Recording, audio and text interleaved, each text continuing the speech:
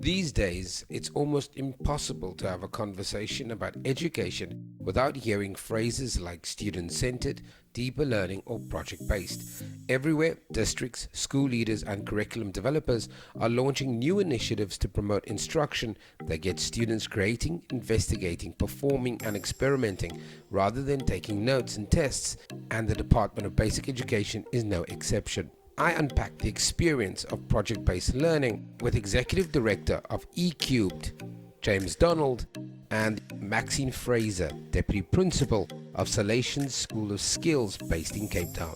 James, Maxine, thank you very much for your time. I think let's start with James just very quickly.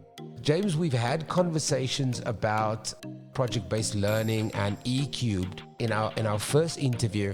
But I think the one thing we didn't get clear is kind of what does the actual intervention look like at a school? And I'll then throw the question to Maxine in terms of how she's experienced it. But what does Ecubed and the PBL system look like at a school level? Yeah, so thanks for having a chance to chat and thanks for joining us, Maxine. Yeah, so the idea is to try and not put extra pressure on teachers. So teachers have to do school-based assessments usually in the curriculum in any case. School of Skills, Maxine will share, their situation is sometimes a bit different. But the idea is that teachers often are having their learners do some kind of project in any case.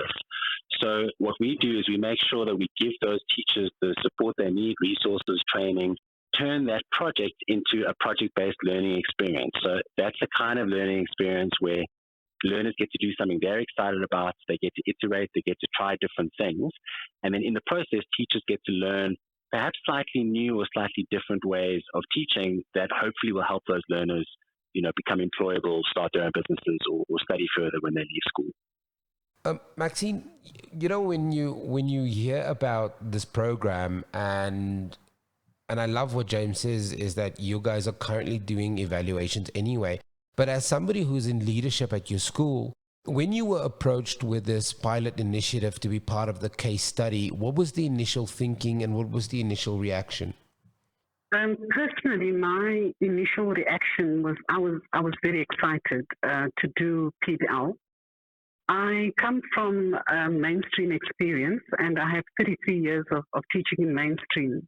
When I joined Salesians School of Skills, it was a very different child that we were teaching. It was very clear to me from the beginning that the normal approach to teaching, the traditional approach to teaching, was not working at the school. So when PBL came about and we were introduced to PBL, there was excitement. For me, it was different. However, I cannot say the same for my colleagues. There is a word that is synonymous with PBL amongst our staff, and that is trauma. So we've been going through a lot of trauma, trying to get to grips with PBL, because the context as well in the classroom was such that, group dynamics wasn't always the best. Teachers couldn't manage it. So the methodology of PBL was teachers struggled with that at the beginning. They're getting right about now. So for me, but the support from Ecubed, phenomenal. Teachers went on to doing the white belt training. They became a lot more confident in the knowledge of PBL and then in the execution of PBL. So at the beginning, it was traumatic for most of us. We are easing into PBL at the moment. Maxine, just as a follow-up, your experience is incredibly vast. And I think that we are often, as lay people or outside the education space, we are peppered with little bits of information around what the education system looks like at the moment, how teachers are struggling.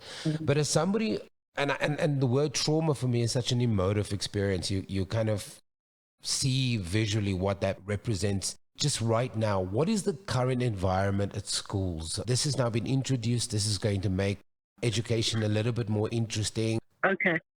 When I speak to people that I've worked with and they want to know what I'm doing and what we're doing, and I mention to them PBL and what it's about, the reaction is always one of, wow, can't we do that here?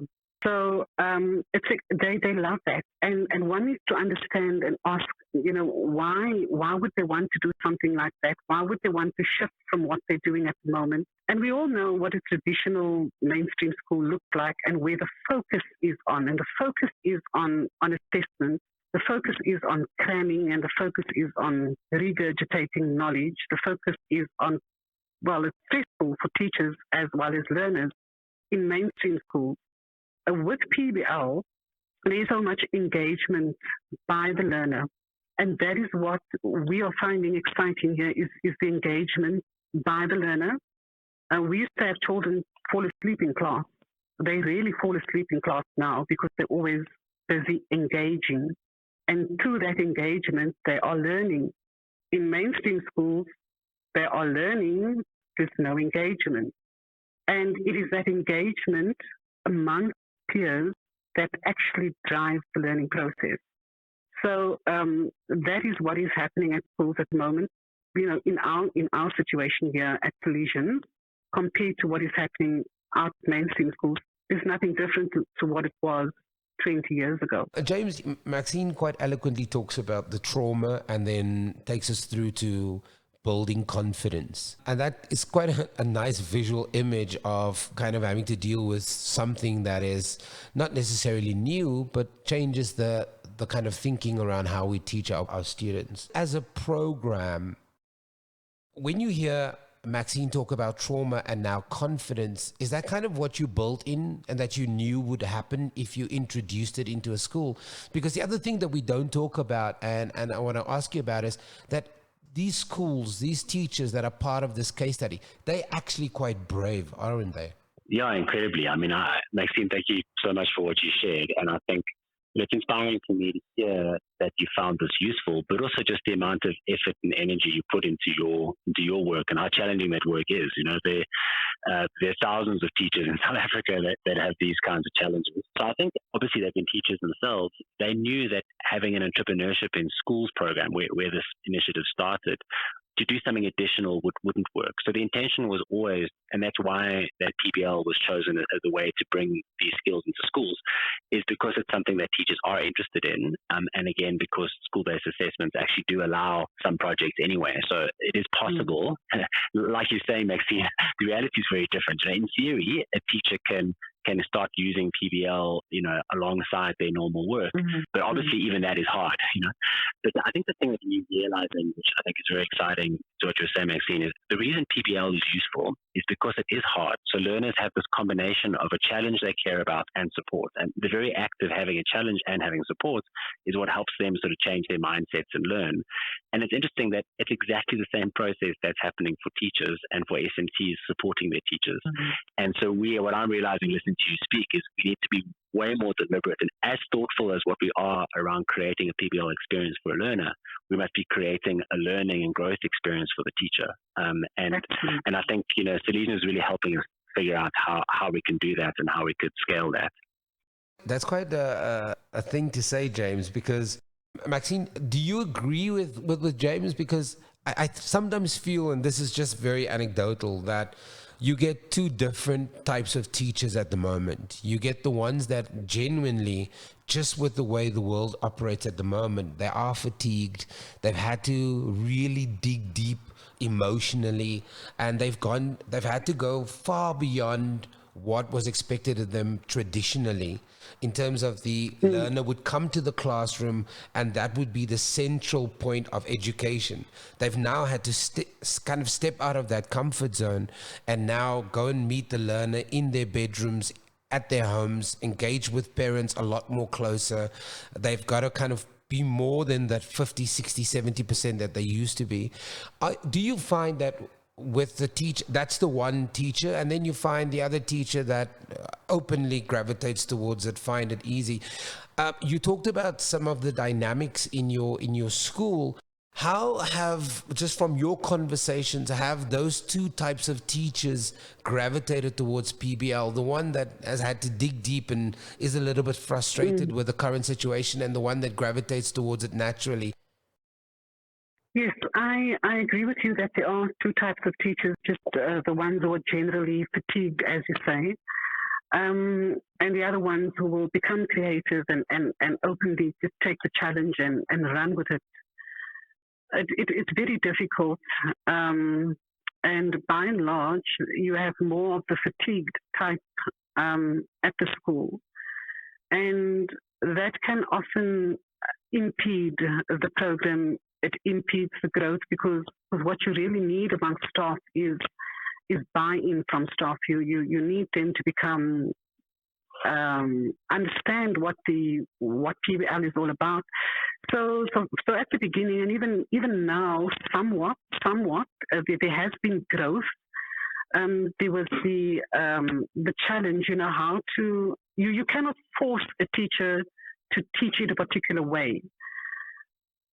The same that you cannot really force a child to learn the way you teach. So it's been difficult. Our teachers are slowly, as I said earlier on, changing mindsets and looking at what best practice is actually happening. So it takes the teacher who openly gravitates towards PBL to work a lot harder and influence those who are less excited about PBL. As a follow-up question, and we're coming to the end of our conversation, do teachers, and I think this is also the positioning of this program, that we not only try and change the learner's mindset around, or change the ecosystem to move from this kind of entrepreneurial mindset versus entrepreneurship to kind of project-based learning and all of these fancy words. Do teachers themselves see that they can actually help build the economy? That if you get these learners to understand and get them excited, you did mention a little bit earlier how excited learners are now, and that they hardly fall asleep and that they engage.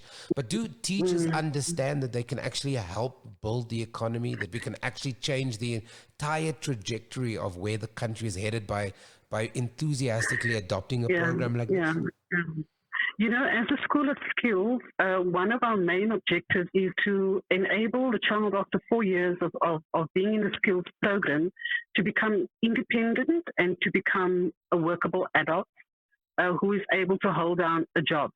So our focus is not on content. Our focus is on understanding how I learn.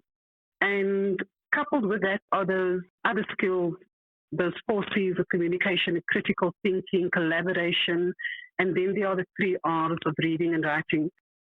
That is our focus. And absolutely, our teachers do understand that is our end goal. Do they see project-based learning as the vehicle to achieving that end goal is probably what we still need to make clear to many teachers. James, final question to you. Listening to what Maxine says, I mean, she talks about massive growth, talks about the change in the classrooms, talks about their approach.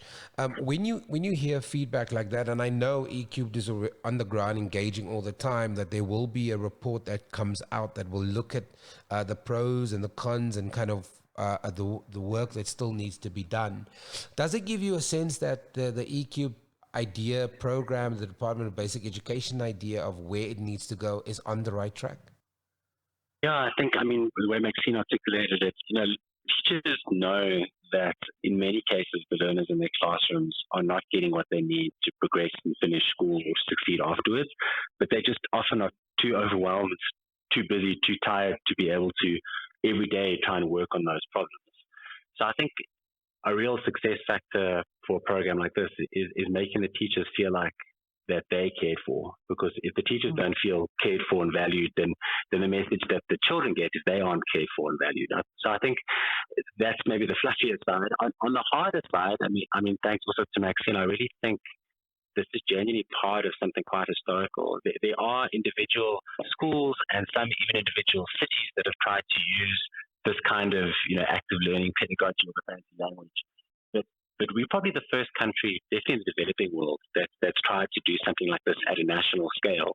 And the early signs are that teachers are finding it very useful and that we really can bring something quite transformational. This idea that we sit and have round the braai or have a conversation and kind of bemoan our government not doing enough to prepare, South Africans and children for the future. I'm quite excited to think that teachers actually want to be part of changing that story. And the early signs, from people like Maxine, I think are really, really positive. I personally find it very inspiring, Maxine. And thank you, to you personally for the effort you put into it and the belief you've shown. James, Maxine, thank you very much for your time. Thank you so much. Thanks so much. Thank you, Sam. Thanks, guys. That was James Donald, Executive Director of the Department of Basic Education's Ecubed program, with Maxine Fraser, Deputy Principal of Salesians School of Skills based in Cape Town, talking to us about project-based learning at school, forming part of the DBE's Entrepreneurship, Employability and Education program, preparing South Africa for tomorrow. Everyone a learner, everyone a teacher, everywhere a school.